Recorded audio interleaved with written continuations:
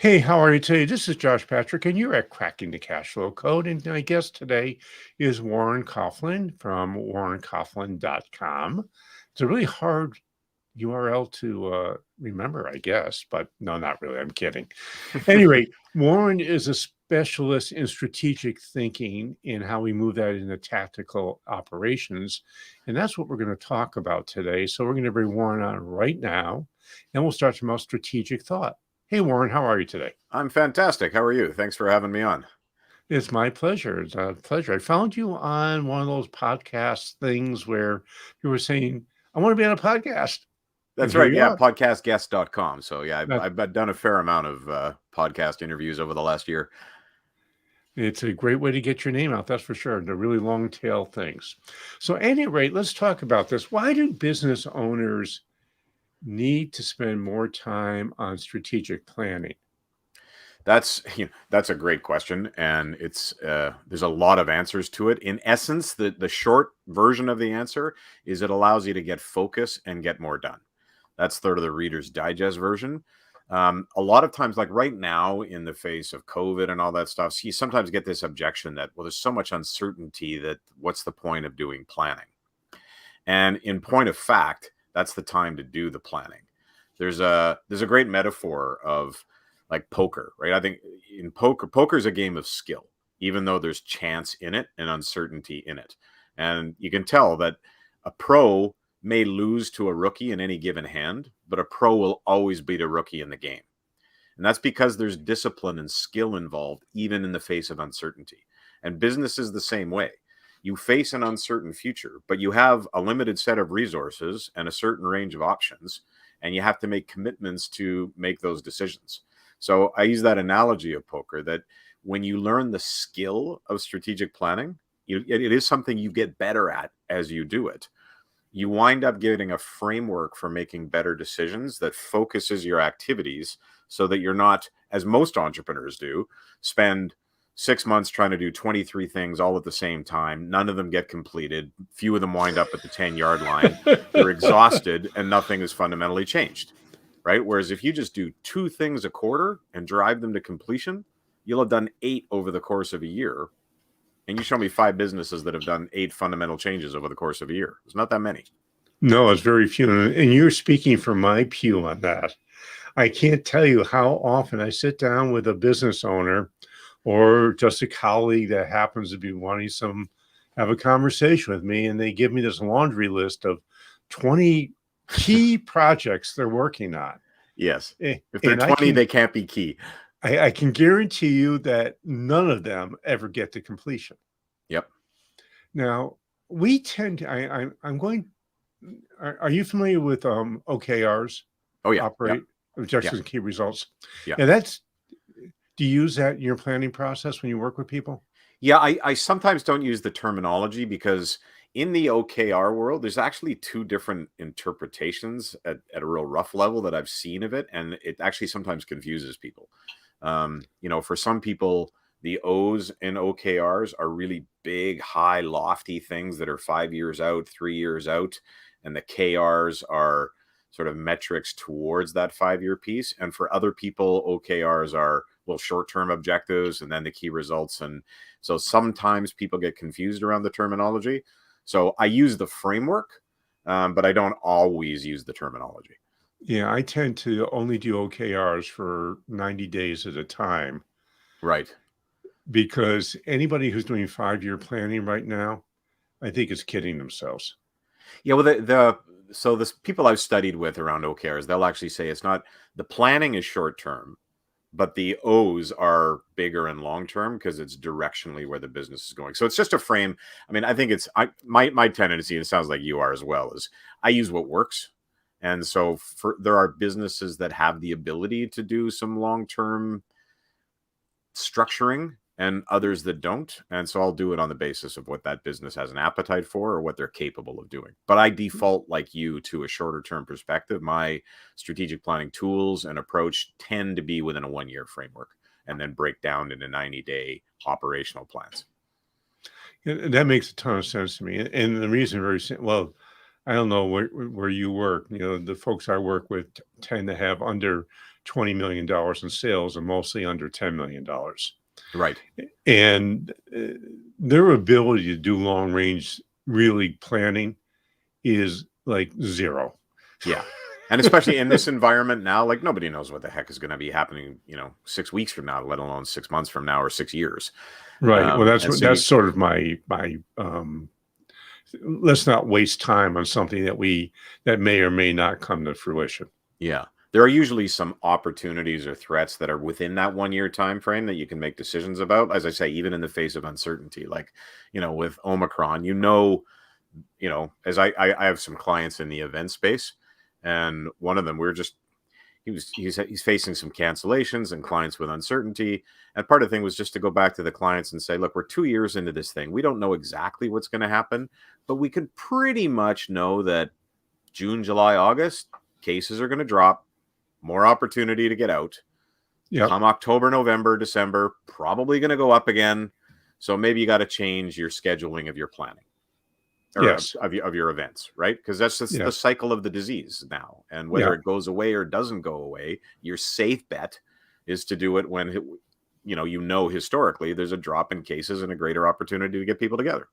Yeah, in the northern part of our country or our continent, spring and fall are probably, and those are traditional times people do meetings. Yeah. And so maybe your planning has to shift a little about when you do those things now. Right. You might want to do it late spring, summer, and early fall. Yeah.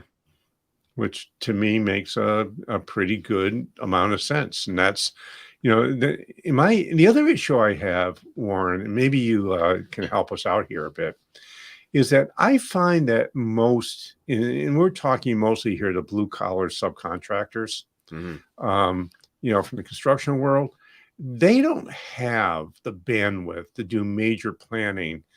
And they only have maybe 5%, if they're lucky, of their time to work on strategic activities.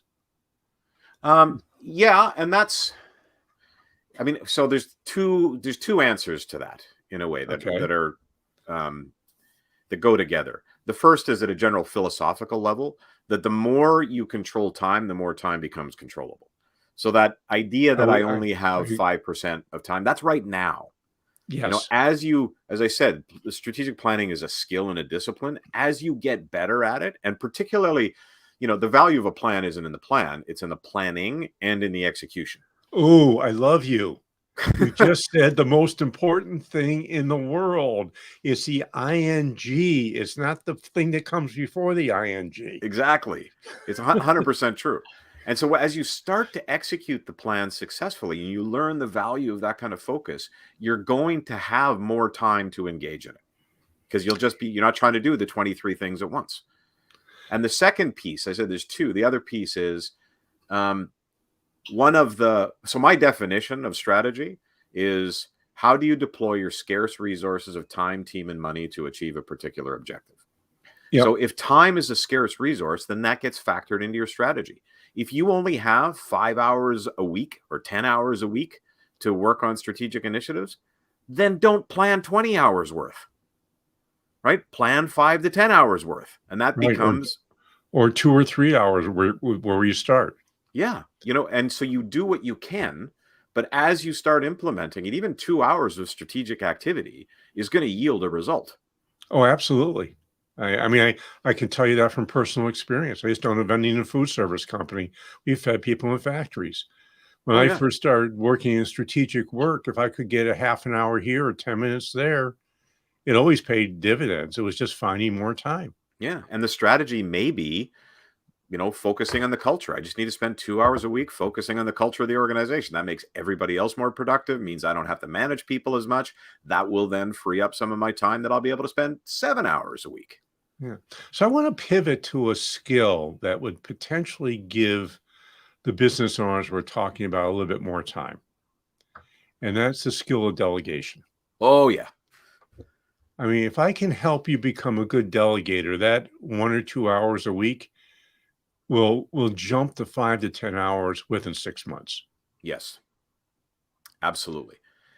And so what's the question? I could go on this one for a while. Well, you go ahead. Just, what's your comment about that? Delegation is one of the great skills of leadership, but it has to be done responsibly. And one of the key distinctions that people understand is there's a difference between delegation and abdication. And that's where people get it wrong, right? When they abdicate, that's when it comes back and bites them on the backside.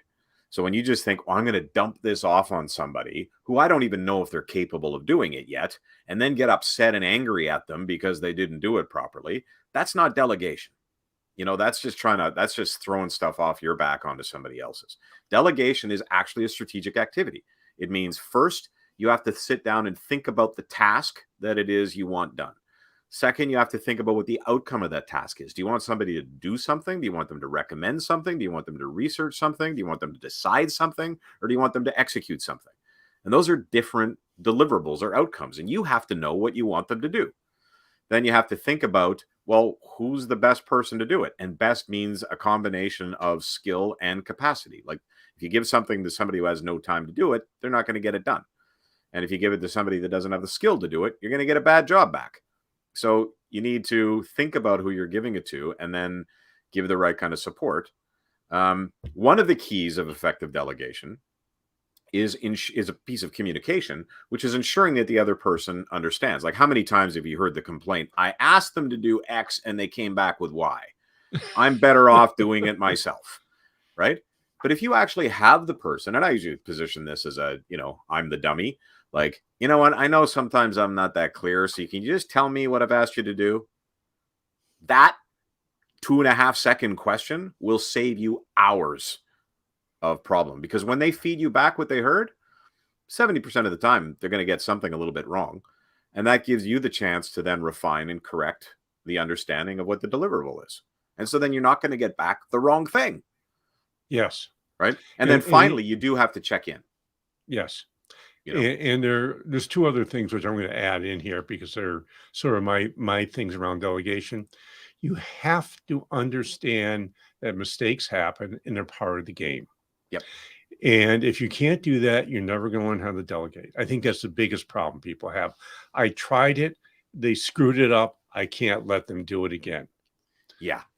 Yeah. Right? The second thing is you have to learn how to develop trust in the people that you work with. Because if you don't have those two pieces, if you don't have what I call a culture of mistakes, although it's probably a bad term, but I like it anyhow. Yeah. And you don't learn how to trust and even love the people that you work with, and then you're never going to become a good delegator. And the third thing about delegation is nobody does it right out of the box. Right. 100%. I could tell you, we could sit down and write out and do a video on how to delegate right now. And we could give it to every single person that's a bad delegator and have them watch it and then have them try to implement it. They're still going to screw it up. Yep. Absolutely. Because it's just like anything, it's a new skill. It's a part of learning. Yeah. It's a new skill. And so two things. So expectation of perfection is a recipe for frustration. I love that. You can't have an expectation of perfection. And so an implication of that is, and this is one of those things, people, if it's due to the client on Friday, have the deadline from the delegatee be Wednesday. Yes. Because that way, if they get it wrong, you can fix it and not be freaking out that the client's going to be upset. Yeah. Right? Actually, so you just make things a little bit sooner. And the other piece is, like any piece of strategy, you've got to think about this as a long term, because the excuse for not delegating is always, I can do it faster myself. Yes. Right.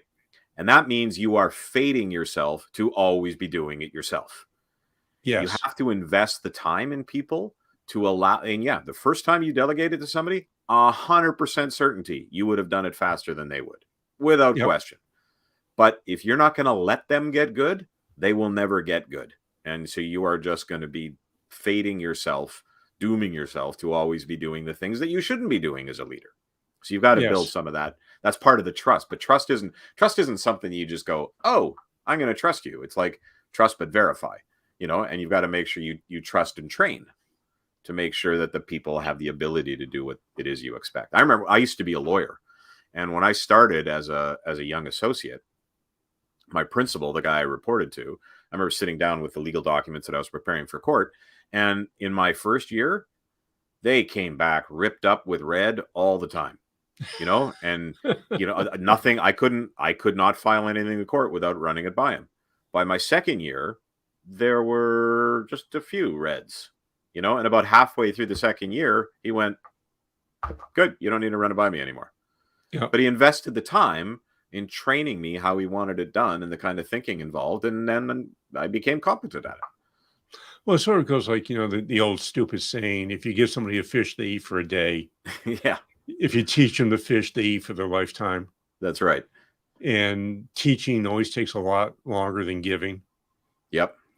Now, one of the things there's a formula I use, and I try to teach it to most of my clients, so I'll share it with your people. And it is actually one of the best supplements to delegation that reduces the time that you are bothered by and increases the training capacity for your team. And it's called 131. Okay. And it works like this, because when you delegate to somebody or they have some responsibility, what do? They come back and I got stuck. I need to ask you a question. Right. And you keep getting interrupted. And that's what drives you nuts. I'm busy. Why you keep interrupting me? And I'm better doing it myself with all these interruptions. So you say to your people, before you come and ask me a question, you come with one clearly defined question, 3 possible solutions, and 1 recommendation. If you have not done that, do not come in my office. Do not come and ask me. If they come in without having done that, you kick them out and say, go do your job. And your job is to come up with 3 possible solutions and 1 recommendation. There's a magic behind this. You don't just ask them to come up with a recommendation because people will just default to the easiest immediate answer. When you make people think through 3 possible solutions, they're going to come up with better answers. And they can't just come up with a possible. They have to think through why the one they're recommending is the right one. That's a training exercise. And one of 2 things are going to happen. They're going to come in and you're going to go, that's the right answer. There, that took you about 1.5 seconds. Yeah. Right. And so you just saved the whack of time. And over time, if you keep saying, yeah, that's the right answer, they're going to know that they don't need to come and ask you anymore. Right. Yes. Second thing that can happen is they'll come in and be wrong. If they've done the work, you then take the time to explain to them why they got it wrong. Now that's training. Instead of just saying, do this, you're explaining to them why you're thinking the way it is, and they get better. I've had employees of companies I've taught that to come up to me and say that actually changed their careers. It will absolutely change careers, and I've used that myself in the past. It's a really, really good strategy. And those of you who are listening, that's your nugget for this episode. Yeah, I taught that at a construction conference, and because some other coaches, their clients were there, and they asked me to speak, and I taught that. And 2 of them said clients came back to them and said that one thing changed their entire organizations. Yeah, absolutely. And it's really the thing that I find that's really interesting here is when you do that, you're showing that you trust the person that you're with, and you're also setting up safe spaces where it's okay to be wrong. Yep. Absolutely. Because the truth is, the reason people don't want to come up with the answer and they'll keep coming back into your office is they don't want to make a mistake, and they don't want to be yelled at for making a mistake. So if you bless it and it goes wrong, it's your fault. It's not their fault. That's right. So that's a big piece. And especially in the blue collar world, many supervisors, bosses have a tendency to be a bit on the bombastic side. They can be. Yeah. They can be. I mean, it's rare that I see somebody in the trades who is a warm, fuzzy manager, because that's not what they grew up with. Nobody comes to our company or our business or our life, for that matter, without having lots of life experiences along the way. That's right. And in my experience, those life experiences usually make mistakes as being terrible things you never want to do. Yeah, and they're the only way you learn. Well, of course. I mean, if you're never making mistakes, you're not trying. Well, also, if you're doing everything right, you're not learning anything. You're just lucky. Yeah.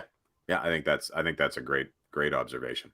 And you have to allow. So you have to control how mistakes get made. So there's a term. This will sound very academic, but it's a great term. It's called the zone of proximal development.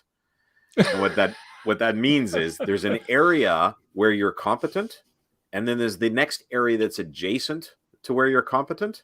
And that's where you can allow people to make mistakes because they're good enough that they're not going to screw up royally, like they'll be able to refine and improve. But if you take somebody from here and try to give them skills way, way outside, then you're going to have big problems. You have to think about, okay, what are the skills this person has and how can I grow them as opposed to break them, by pushing them way outside their zone. Well, that's working with change management.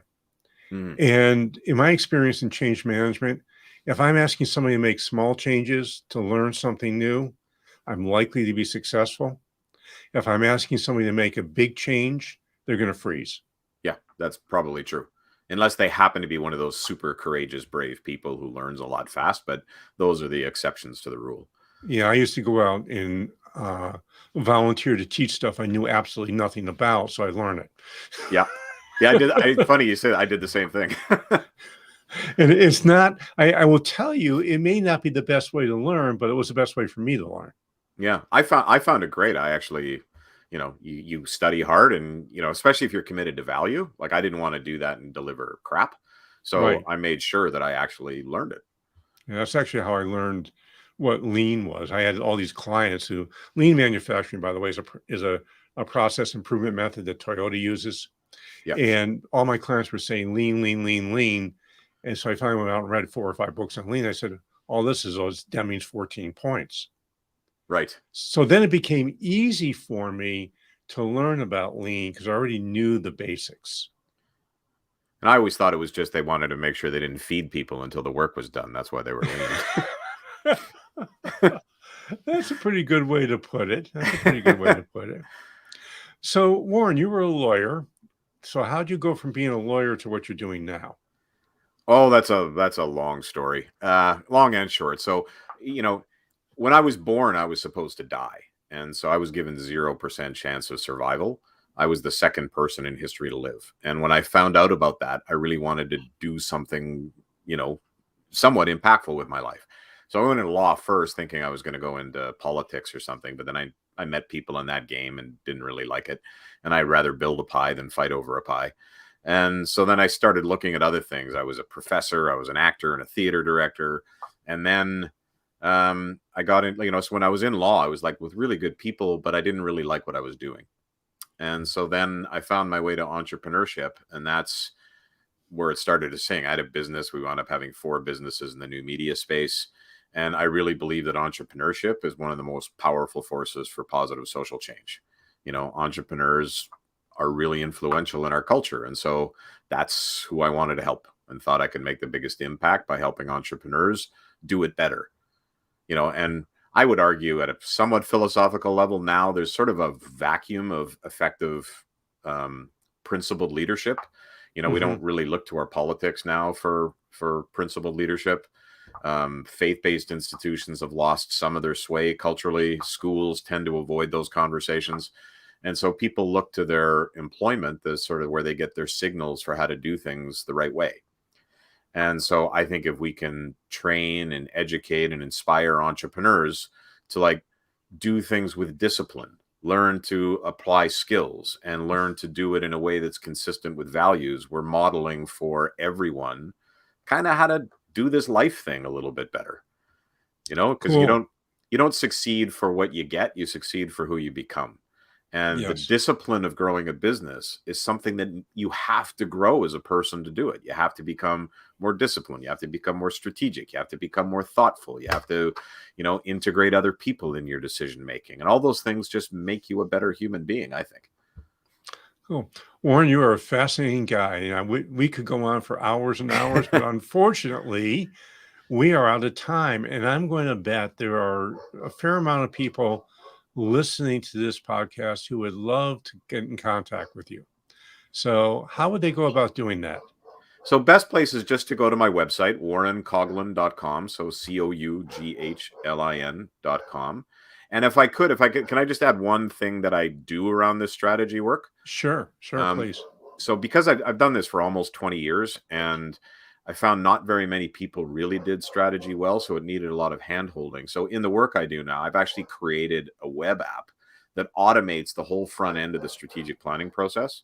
So just by asking you a bunch of questions, it automatically populates an analysis that then drives us to a strategy. So traditional strategy consulting will take people 3 months to work it through.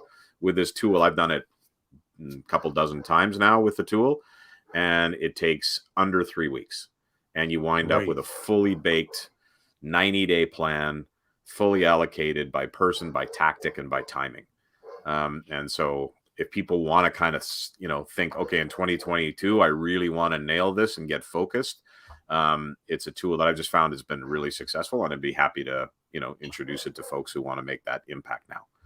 Great. And they can get that from your website? No, they can't get that. That's part of an engagement with me because I have to get involved in it. But I do have a whole bunch of other free tools and ebooks and all that kind of stuff on my website that are very practical and tactical. Cool. And if you've been listening to this podcast at all, there's two things I'm going to say right now. One is, please go to wherever you're listening to this podcast and subscribe. And then give us an honest rating and review, because it's really important, helps other people find us.